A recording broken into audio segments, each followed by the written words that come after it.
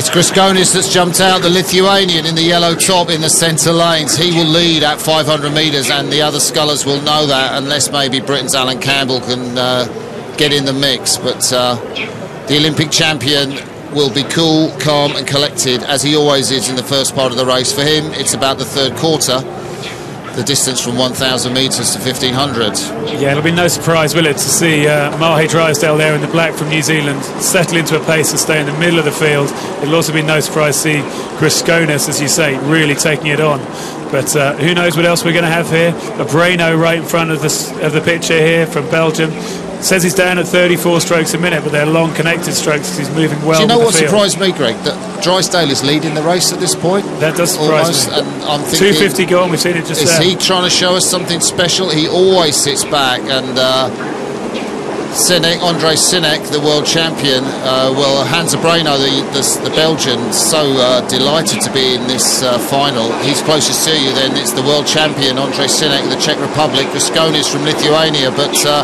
You're right, who would have thought this? I wouldn't have thought that. Mahe Drysdale leading. Yeah. Quickest boat on the course. Do you think danger signals are going to be ringing in Sinek's mind, in Campbell's mind, in Grigonis' mind, because they will have got out to lead this man?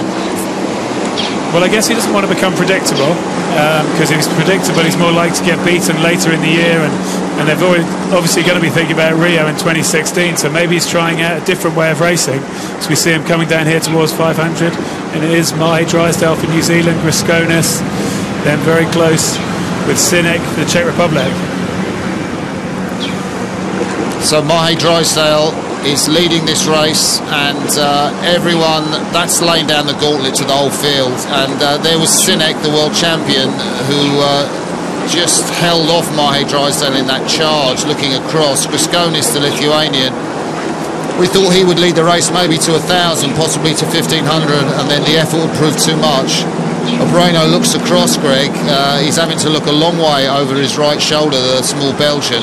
Off the back of the field, on the far side, it's the Italian, Cardioli. He would be pleased to be here. And Cardioli be really pleased to make the final, won't he? As we have a look here with Sinek. So physical, so strong and long and connected. Just breaking his arms, as we're used to seeing, really, just a little bit early to get the blades locked up in the water. But interesting to see Mahe. He went out early and he's still moving now away from Grigonis. We see here now, he likes to start, he likes to get out in front.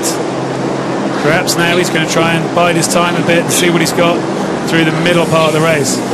Well, Greg, in Varese, Mahe Drysdale went through the 500 in 1:41.81. Here he went through in 1:40.38. I mean, that's nearly a second quicker he's gone in Lucerne compared to 3 weeks ago in Varese. This is very different tactics we're seeing from Mahe Drysdale, and a stonking quick time in... Well, and we thought it was fast in Varese, didn't we? Yeah, we did. It looks beautiful today. If anything, if any breeze, it's a slight tail, but it's not a strong tail. You can see the lovely conditions they're coming through 1,000. He sculled 6:45 in Varese and went through the K in 3:24. He was in second place there behind the Belarusian Sharbachena, but well, you can see the times for yourself. 3:23. He's quicker than he was in Varese, which was faster conditions. He's really moving well and controlling this race very well, isn't he? Interesting to see how well Grigonis is keeping up with him, and good to see Campbell back to race-winning form, or at least back to medal form. Let's see if he can hang in to put pressure on their boat number 5 of André Sinek, and Grigonis here is now going to look to see if he's got a second 1,000. Yeah, I think Sinek will get through him, the Czech world champion, boat number 5, but Grigonis has been on fire. The Lithuanians had a tremendous university games down in Korea on Lake Tangum. They won 4 gold medals. I'm not sure about this. Look at Grigonis. I think he's moved out a bit more on Sinek. Maybe I spoke a bit too soon. I mean, Lithuanian sculling is on fire at the moment, and Sinek hasn't been going so well. Yeah, we did talk to Olaf Tufte on the way down here, and the double Olympic champion who was in the C final here said Mahe Drysdale's going to win. He thought André Sinek would get second, but yeah, I'm really worried about Sinek. He thought Grigonis might disappear. Alan Campbell could get a bronze medal, and the thing for the British sculler, he's on the left of your screen in the green boat, if you could see him this year. Well, just 1 year ago, he was dropped at the airport by his coach, Jürgen Grobler, after finishing 14th in this event. He wasn't at the World Championships last year. The Olympic bronze medalist Alan Campbell. If he can win a bronze medal here, there will be a shout like you've never heard. So Drysdale leads with 500 to go. Griskonis, the Lithuanian. And then Griskonis has done really well to get there, hasn't he? It's head-to-head. I still think Sinek will beat Campbell. And then Obreno comes through in 5th, and Cardioli, the Italian, he is in 6th position. Cardioli's hanging there pretty well with Obreno in that race for the back of the field. But look how Drysdale's controlling this. Look how he's commanding out there in the front. And this is really where it's at now for the big sprint finish. Has Campbell got something to go up from 37 strokes a minute? He looks to his left.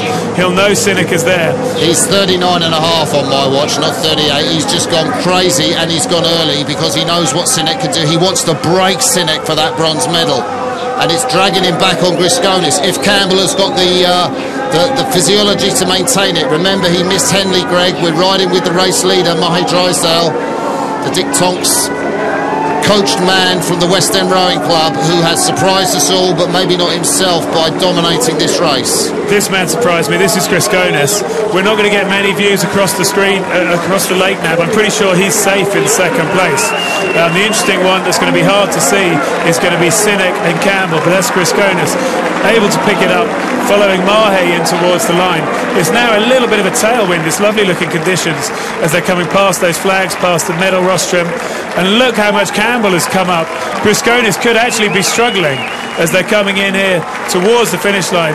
It's definitely going to be Mahe Drysdale to take another gold medal back to New Zealand. Obreno is coming with amazing sprint. What's happened here? Well, fantastic. The Belgian is challenging for a medal. Wait till you see this on the picture. So Griskonis comes through here, but have a look. It's Campbell. Obreno sprinted that last 500, and Sinek dropped completely off the pace to come in 5th.